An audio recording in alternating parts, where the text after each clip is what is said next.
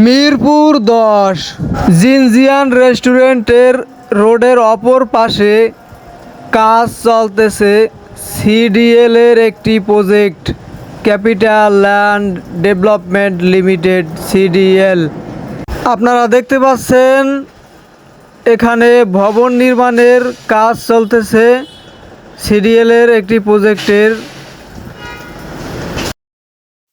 আপনারা একটু ধৈর্য সহকারে দেখতে থাকুন, মজার কাহিনীটা এখনই আপনাদের বলছি, একটু পরে আপনাদের সাথে শেয়ার করছি। এখানকার রাজমিস্ত্রির ফোরম্যান ফিরোজ মিয়া সহ অন্যান্য মিস্ত্রিদের রান্না বাড়ার কাজ করতে আসেন সুন্দরী এক বুয়া। এগুলো হলো প্রজেক্টের আন্ডারগ্রাউন্ডের অস্থায়ী রুম। রাত পেরিয়ে সকাল হলো অথচ রুমে এখনো অন্ধকার। ওপাশের কর্নারের রুমে থাকেন ফিরোজ মিয়া। রুম ভিতর থেকে তালা দিয়ে আটকানো আছে। ফিরোজ মিয়ার যৌন চাহিদা মেটাতে এই রুমেই প্রতিনিয়ত দর্শিত হয় বুয়া। আপনারা দেখেন রুমের ভেতরে এখন অন্ধকার। ভেতর থেকে তালা দিয়ে আটকানো আছে। আপনারা লক্ষ্য করেন রুমের ভেতরে এখন অন্ধকার। সকাল হয়ে গেছে, তারা হয়তোবা রুম থেকে এখন বের হবে। রুমের ভেতরে এখন অন্ধকার, ভেতর থেকে তালা দিয়ে আটকানো আছে। রুমের ভেতর থেকে এখনো তারা বের হয়নি। তারা সম্ভবত তাদের কাজে ব্যস্ত আছে। রুমের ভেতরে অন্ধকার। আমরা দেখতে থাকি শেষ পর্যন্ত রুম থেকে কারা বের হয়। আপনারা একটু ধৈর্য সহকারে দেখেন। রুমের ভেতরটি এখনও অন্ধকার, আন্ডারগ্রাউন্ডের রুম। সকাল হলেও এখানে অন্ধকার থাকে। রুমের ভেতরে এখনও পর্যন্ত কোনো লাইট জ্বলে নাই। আমরা দেখতে পাচ্ছি কর্নারের রুমটিতে, যেখানে ফিরোজ মিয়া থাকেন, যে রুমে দীর্ঘদিন ধর্ষণের শিকার বুয়া যখন রান্নাবাড়া করতে আসে তখন ফিরোজ মিয়ার সাথে খুবই গাল গল্পে লিপ্ত থাকে। এখনও আমরা দেখতে পাচ্ছি রুমের ভেতরে অন্ধকার। আমরা লাস্ট পর্যন্ত আজকে অপেক্ষা করে দেখব লাস্ট পর্যন্ত কি হয়। রুমের ভেতরটি এখনও অন্ধকার। আমরা একটু ধৈর্য সহকারে দেখি। রুমের ভেতরে অনৈতিক কাজ, দীর্ঘদিন যাবৎ ধর্ষণের শিকার বুয়া। রুমের ভেতরটি এখনও অন্ধকার। আমরা আজকে লাস্ট পর্যন্ত দেখব দীর্ঘদিন যাবৎ ধর্ষণের শিকার বুয়া।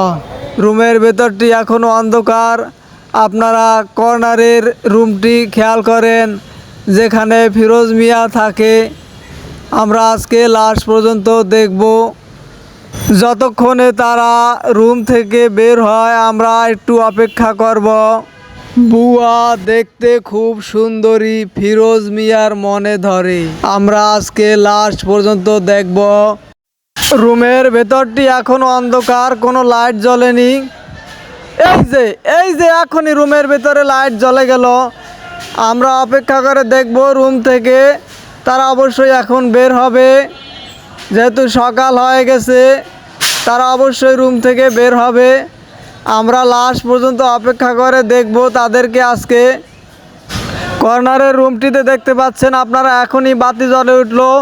দীর্ঘ প্রতীক্ষার পর রুমের ভেতরে এখন বাতি জ্বলে উঠল।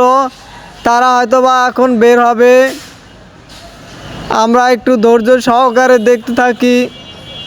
রুম থেকে অবশ্যই তারা এখন বের হবে। রুম এখনো ভেতর থেকে তালা দেয়া আছে। সকাল হয়ে গেছে, মসজিদে আজান পড়েছে অতি ভোরবেলা। রুম থেকে এখনো তারা বের হয়নি। আমরা লাস্ট পর্যন্ত অপেক্ষা করে আজকে তাদেরকে হাতে নাতে ধরার চেষ্টা করব। মসজিদে আজান পড়েছে, আপনারা শুনেছেন, কিন্তু তারা এখনো বের হয়নি। রুমে ইতিপূর্বে লাইট জ্বলেছে, এখন সম্ভবত তারা বের হবে। আমরা লাস্ট পর্যন্ত অপেক্ষা করে তাদেরকে আজকে দেখব। দীর্ঘদিন যাবৎ ধর্ষণের শিকার বুয়া।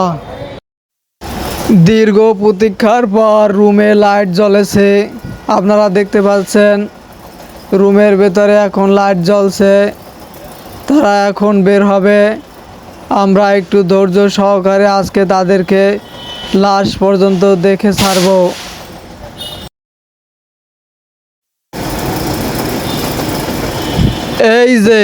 এই যে এখনই বের হলো বুয়া, সাথে বের হলো ফিরোজ মিয়া। রুম